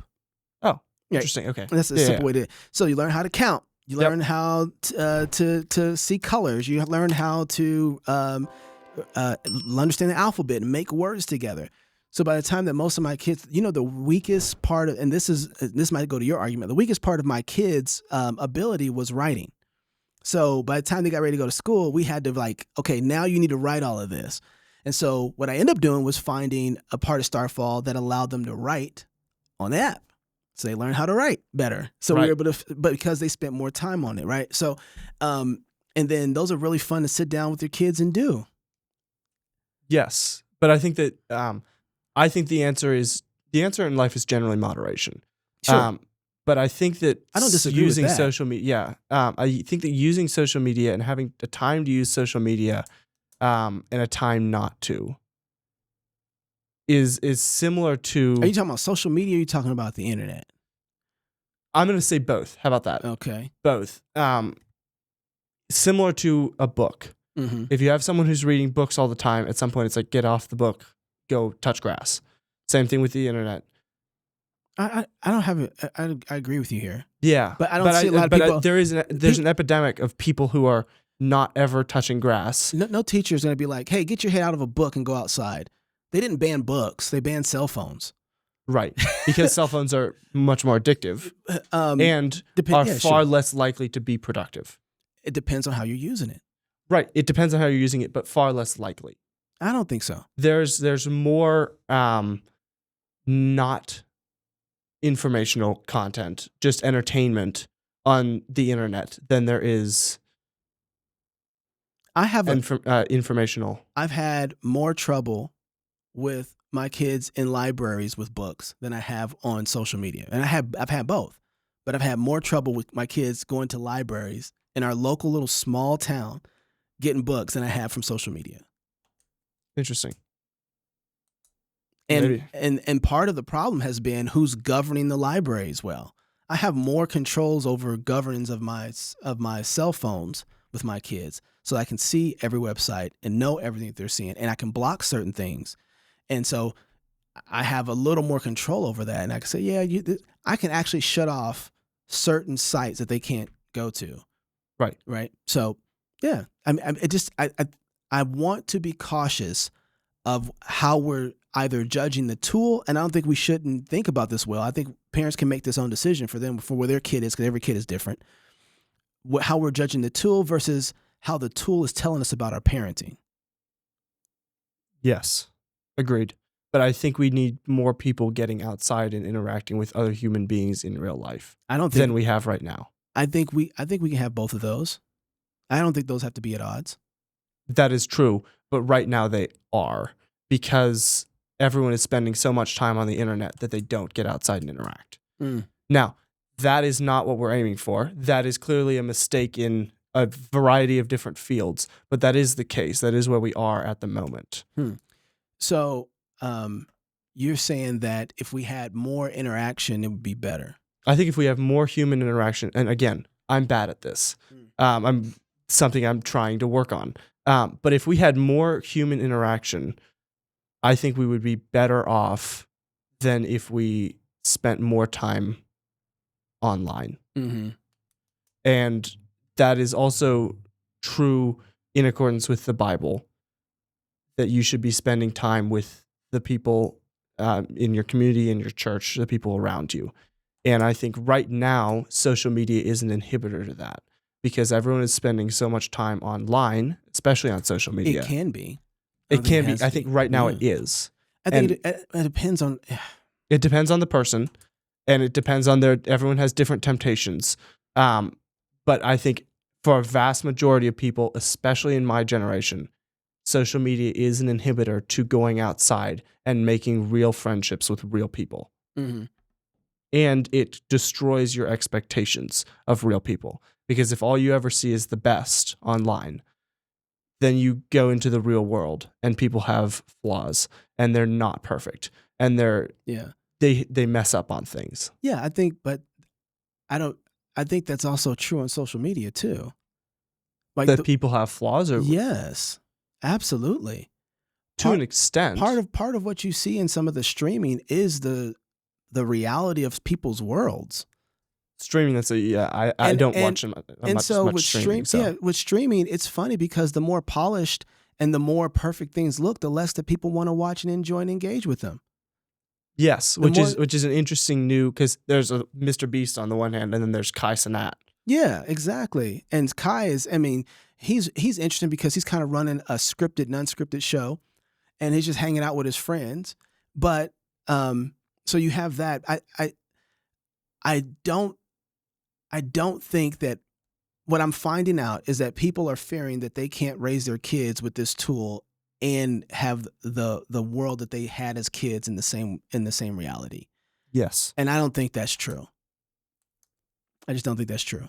So how do you make sure that your kids are spending the right amount of time on the internet, on social media, and also getting outside, interacting with real human beings, making real friendships? Yeah, I'll tell you what. So a couple different things. First of all, you should, I'll start here. Family worship is essential to our home. Every night, we're sitting down, we're reading the Bible, we're talking through the Bible, and we're applying biblical ethics to the environment and the world that we're in. So we're talking about social media. We're talking about the things that we're talking about, stuff that happens in schools, right? We're talking about their environment with kids in the neighborhood. My kids, they go to the park and play for hours outside with other kids, and they have problems with those kids because those kids aren't Christian kids, and they got to figure out how to talk to them about God and the gospel in the same way. And then they might, they're not talking to people online the same way. They're not yet anyway. None of my kids have social media accounts. That's not allowed. But we use, right now, most of the way that we use online is research, data, talking to other friends that they already know. So they already have relationships with some of those people. They get richer and deeper as they might play a video game together or something like that. Or they'll do schoolwork, or they're FaceTime on family members. So all of our stuff is a little different because of how we're using it. I've had to guard against certain books because books are, at least online, their access to books is harder to restrict. What books can be seen on your Amazon, what can't be seen on your Amazon. So that's kind of always a challenging thing to figure out, like, okay, how do I, it's funny. The place I don't want my kids spending a lot of time on is Amazon. Because there's like the parental structures on there are different, and it's not the same. So it's like I can't guard that as well. So we'll search Amazon together. Yeah. Yep. Which is, it's like, that's the weirdest place to think, like, oh, that's a problem. But I think, though, as you're dealing with the human aspect of your child through teaching them the Word of God, I think you're helping them govern, especially if you're doing this every night, you're helping them govern some of the tools that they have. Like, I want them to know that the tools they have are blessings and use them like that. And so I want them to be able to apply God's law to this tool, right? So are you honoring, is this something that is helping you honor your father and your mother? Is this something helping you seek after the Lord more? Is this something, right? How are you using this tool in your time of leisure? My daughter will take and say, all right, I just had 30 minutes of laughing on social media. That's enough. I'm done. She has a shut off, right? There's a shut off for her where she knows, like, okay, this hasn't advanced me anymore in the last 30 minutes. Okay, I don't need this. I've been doom scrolling. Right. Yeah, exactly. And she's like, it was fun. I'm done. And she'll bring the phone and leave it in our room, right? Like, that's, and so she shuts it off. The only other thing that we found is that they'll play, when we have limited days for video games, they'll grab the cell phone so they can all play together. So one of the rules that I created in the house is I didn't buy any game systems or buy any games up until they got older that didn't allow everybody to play at the same time. Yep. Right? So if you guys can't play... You're building human interaction. You guys have to figure out, so Super Mario Brothers, where all 4 people can play, that's the only way. One person dies, the next person comes in and plays. We cycle through that, trying to create still the camaraderie and human interaction together around that tool, right? So I've found that, and so now when my kids come to use tools like that in work environments, they're really good at it, right? They've been using chat, they've been using Swell, they've been using a lot of the AI tools, and they know how they're supposed to interact and work because they've been practicing with it for a long time. And they've been practicing with it with a certain set of ethics and rules. They're trying to follow the same pattern. Okay, here's your inner circle. You got to watch and guard yourself. You got to be able to judge when you've done too much. You've not, or your heart isn't here. Like you got to, if I'm teaching them around those things, those immediately come applicable no matter what they touch or what they're involved in. And so I've really been trying to center family worship, talking about the Word of God and teaching them the Word of God, teaching them God's law, particularly in at home every night. And that has been a huge asset, I think, in how we use tools. Yeah. When we're talking about standing out on social media, we mentioned Mr. Beast and Kai Cenat. Yeah. The two opposites of the extreme. When you're talking to individual people, how do you balance that fine line between too produced and, on the other hand, not produced enough? How you are, right? So you say not produced enough, like you should be producing. As in the audio is bad and the video is not really like, there are some videos that go viral and you can like halfway see what's happening the whole time. Mm-hmm. Oftentimes with sports, someone scores a goal and then everyone runs after them. I don't know if you've seen French Snapchat. Mm-mm. It's a trend that happened a while ago, but the French, apparently their Snapchat is crazy. There was this guy that strapped his his steering wheel to his seatbelt and then just got out and stood on the roof of his car while he was going down the motorway, and live streamed that or something on Snapchat. But those kinds of things did really well, even if they were really poorly produced. Mm-hmm. On the other hand, you have Mr. Beast, you have Netflix. Everything is perfect. Everything is to a T, Right. and there's almost no soul in it. Mm-hmm. What's the right balance there? Yeah. Okay. So I think I did understand you right. It depends on who you are, right? Like, so Mr. Beast is doing him to the complete level. This is who he is, right? He's doing it. He likes to have highly produced, in his soul is highly produced, systematic, beat for beat setup, and that works absolutely well for him. And because of who he is, he's drilled down and found the people who are like him, who like that structure, right? Other people are not that at all. They are like a Darren Doane, right? Darren Doane will go grab a camera and go film something, and it won't have all the pre-prep perfection to it, and something about it is gritty and raw and authentic. And they're like, I love that. It's not necessarily a David Fincher, but it's just like raw, right? And he's been able to do 1,000 music videos, right, for some of the biggest names ever in the world. You know, it's like, what? So it all depends on who you are, and are you able to actually capture that and then put that out there? So Mr. Beast isn't going to take a seatbelt and strap it around himself and some horrible video and just make it, No. There's a guy the ocean spray guy, you know who that is? The ocean spray guy? I think so, on yeah. skateboard. Yeah. He's like, I'm just feeling like longboarding today, and I'm feeling good about this. I'm just going to grab my cell phone out with my ocean spray. He wasn't even trying to, that was a drink he had, and he's just rolling with his ocean spray out there, and I think he was singing a song or something like that. And everybody just resonated with that. Now, if he would have made it, okay, I'm going to get a camera crew, and that's him being him. And I think that the platforms now are able to serve both, right? Are able to serve, because it's if Mr. Beast was to go and do something way more rugged, that wouldn't be authentic. And if somebody else was to do something that was way more polished, but they're rugged, that wouldn't be authentic to them either. And so everybody can feel that and be like, yeah, that's not you. I don't buy it, right? It's kind of the same way with, everybody knows Kamala Harris ain't being who she really is. All those different accents. And she's super polished, right? Yeah. But she ain't, they know she's fake. And you look at Trump and you're like, oh, I don't like that guy. But that's he him. says what's on his mind. That's who he is. He always is. He's never lying. And so I think because of the way the algorithms are set up and designed to work, your goal is not to try and figure out how to be like somebody else or produce it like somebody else. Your goal is to learn the tools and then do the thing that you love and do it the way that you love to do it. And then see if there's a market that also resonates with that. Because what you're not trying to do is you're not trying to grab everybody. The goal is to make sure that you're grabbing the people who think like you. So you ever hear, you're probably too young to get this, but you ever like got an email from like your rich uncle over in Africa with the diamond mine? You ever got those emails? Yes, actually. Not emails, but phone calls and such. Okay, so then when you get that, you know right away that's not true, right? Highly unlikely. But immediately, you're not thinking like, I wonder if maybe I do. Do I? No. You don't think that at all, do No. you? And you know why? It's designed that way. Because they're not trying to catch you. They're trying to catch the people who actually might have a rich uncle. If you're like actually interested in think about it, and then they know good and well that they're going to waste their time trying to talk to you because their scam isn't going to work. Yep.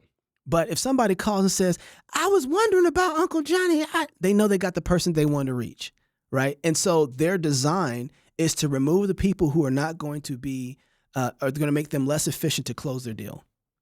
And so they do it on the face value just like that with that email. And it's very intelligent, right? Because they know we don't waste time with the large majority of people out here. We want just a small group of people. We just need 15. We just need 15.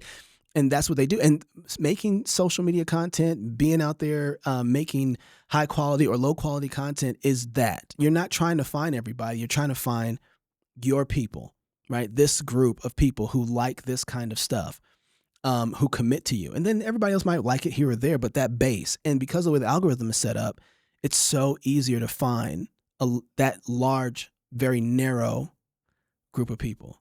So I think people are worrying too much about like, oh man, if this is what I think you're asking, how do I get more views or develop better content? Yeah, this is where we were going. Is how do you stand out in a world of crazy? Yeah. I think it's not about standing out anymore. It's about being really good and going back to the thing we've been talking about before, making something valuable for those people at that place at that time. You need to stop thinking wide and broad. It goes back to our whole narrative and start thinking very smallest viable people, right? What is the smallest viable group? And do I have the kind of content that's valuable for those people? And then you make it, whatever that is. But you build it around what is natural to you, right? What is inherent to you, right? And that's what works. Doug has been doing this since he's been writing blogs. Doug has been doing Doug. He hasn't been writing for everybody.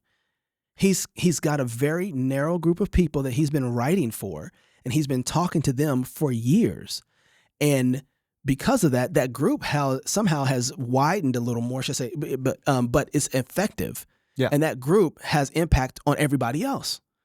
And so when you focus in on that group, let's say you get only 10,000 people that really, really like your stuff.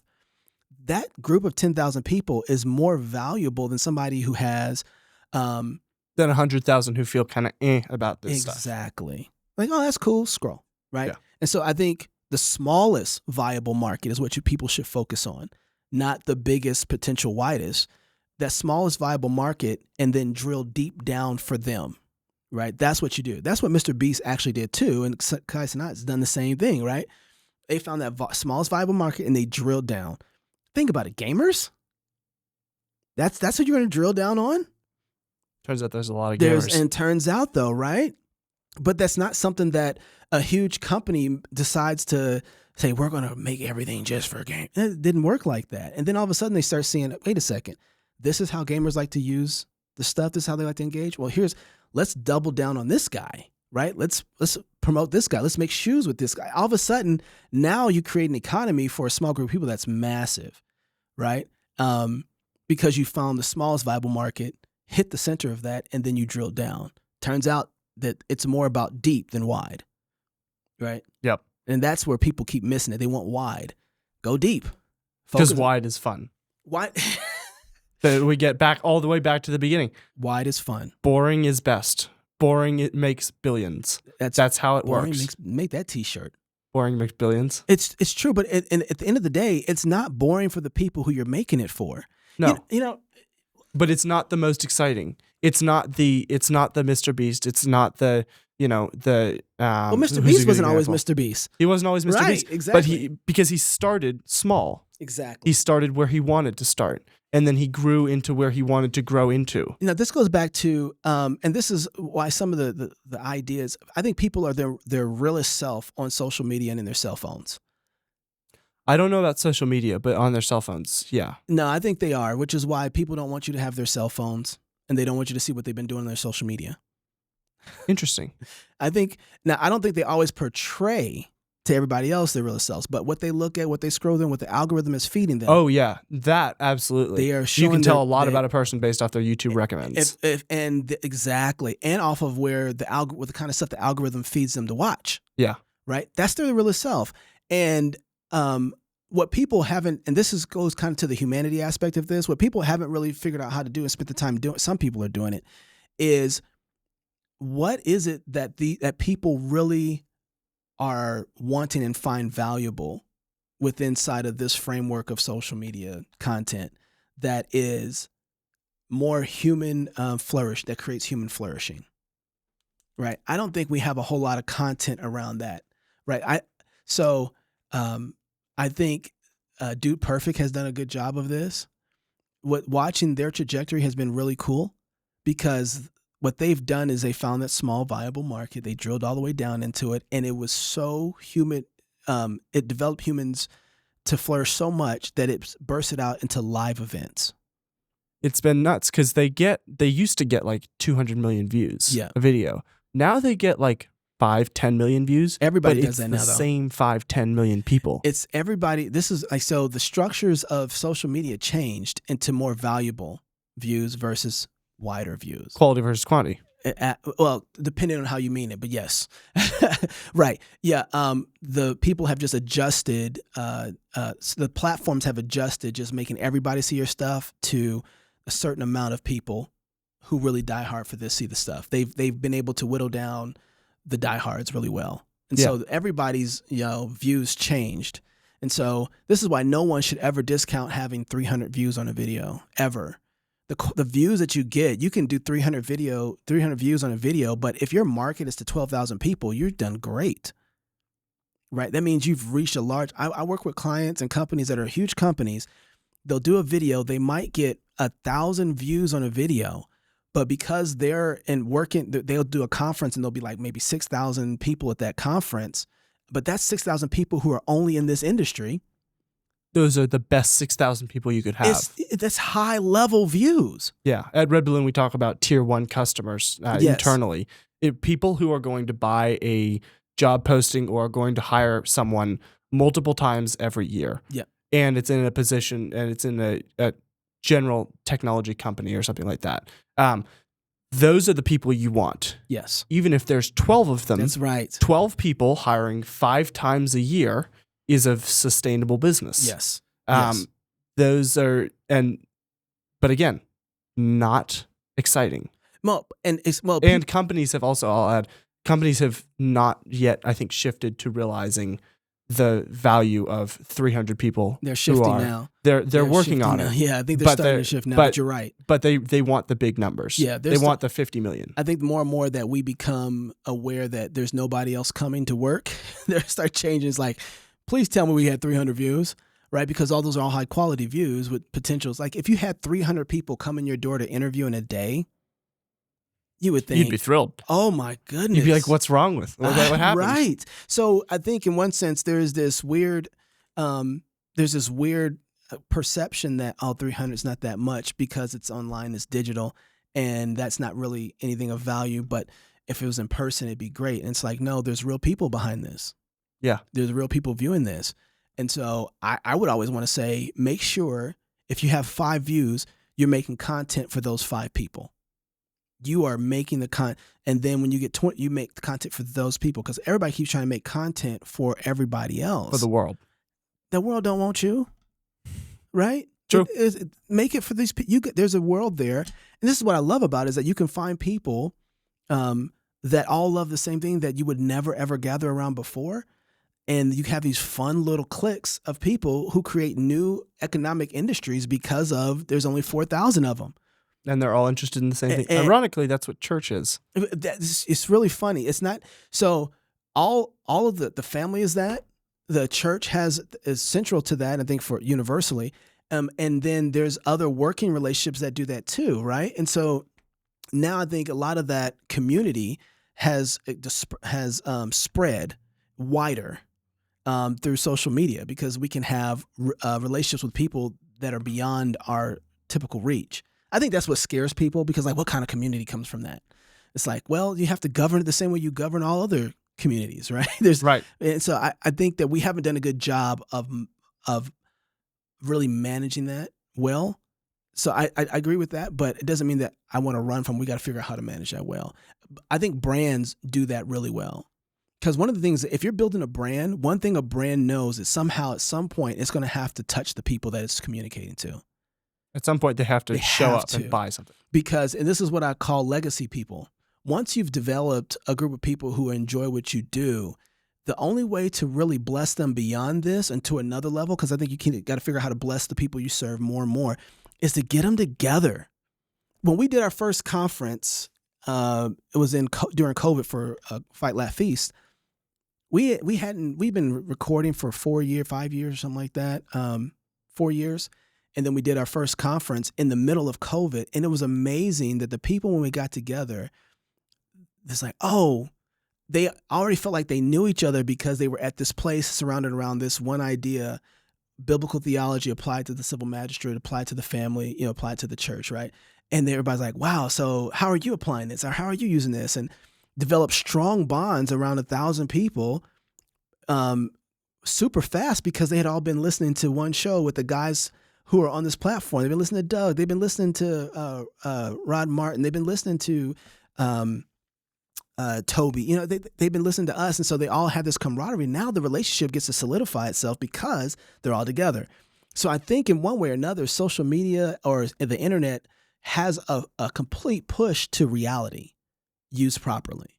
Yeah. Just like your racist boss, the mentality matters. It does. It just, that you want the people who think like you. Yeah. And how does Doane Creative Agency help brands find those people, find their voice? Well, what's interesting is that a lot of brands, they've started and they've kind of left the thing that made them what they are. So, if you start a lemonade stand and you're like, I'm gonna sell the best lemonade there is out there ever, and you start making money in that lemonade stand, and you make so much money that you need help, so you hire like 5 other guys. Now your business isn't just about making lemonade for people anymore. It's about figuring out how to make sure those 5 guys get a paycheck. How do they get health care? How do they, if they have a day off, they got to take vacation, the work culture that's around there. Which isn't bad. It doesn't have to be. Yeah. But usually what happens is that your focus on making great lemonade becomes stagnant. Right. Because you have to hire the people who have the same mentality as you. If you're solely focused on the best lemonade this world has ever seen, then you hire someone who's like, right, okay, lemonade is okay. I just need to check. You know what I'm saying? Or in service, right? Like I think Chick-fil-A is the same thing. They focused on making a great chicken sandwich, but better than that, they focus on loving the people who come to get their chicken sandwich, right? Right. And that's part of their brand. And when their brand doesn't deliver or becomes stagnant, they're not worried. They're not chasing a trend. They're not chasing the viral. Exactly. And that's why people like them. I mean, interestingly, all of Chick-fil-A's ads that they put on like the Super Bowl are the people sitting on the couch talking about, I went to a Chick-fil-A and my son who has special needs, it was his birthday, and they were so nice to him, and they gave him free chicken and free lemonade, and they sang happy birthday to him. That is huge. Somewhat unrelated to chicken sandwiches. Right. Yeah, but it's creating value for somebody else. It's not unrelated to their audience. To their humanity, right? To another person's humanity. They serve their humanity. And that's something that's like companies, when they get bigger, because they have so much more to think about and so much more to govern, the very thing that brought them there, the story that built their company gets lost in the narrative. And one of the things that we do when we come into a company is try to revitalize the very foundation of that company by helping them tell the story of that company and why it exists to the people who are there first, because they're the arms and legs of the vision, right?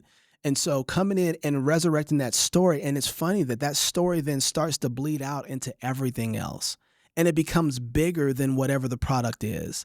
It becomes about how we love for you to be blessed, and we loved it so much that we've made these sacrifices. One of the things when I'm telling and teaching people, one of the things I learned is that if you're doing a podcast, if you're doing a show, whatever you're doing, if you're selling a product, your excitement is not so much the thing itself, it's for the person. Jackson, I got something for you. You're like, I'm excited about you being excited, and I know this thing is going to help you, so I'm excited about how much help you're going to get from this. Right. And it's focused differently, and it's not just I got something that I made. It's like, no, I have something for you. It's you that drove this. And we've turned out the other way into marketing, which is like, I got this, you need to come and see it. Right? I got this, you need to come see it, versus like, I'm chasing you because I know what you're trying to do. I know what you're trying to accomplish, and this is going to help you get there. You're like, whoa, what did you do? You've been thinking about me all night last night? Like, it's really different, right? Like and it's a different approach. And I think a lot of larger brands and just brands period have kind of forgotten that, because some of the things can just start to go after a while normally. Why aren't our sales up? Oh, get our sales up. And then you start thinking about sales, and you stop thinking about brand. And one of the things that I think Nike has really done, unfortunately, they've kind of gone more woke. You saw the ad yesterday, I'm sure. I haven't seen it, no. Oh, okay. Don't watch it. Okay. Well, you'll have to at some point. It's pretty bad.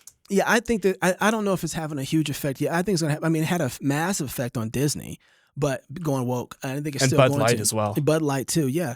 But, Nike, before they lost their whole mind, they've always lost their mind in some ways.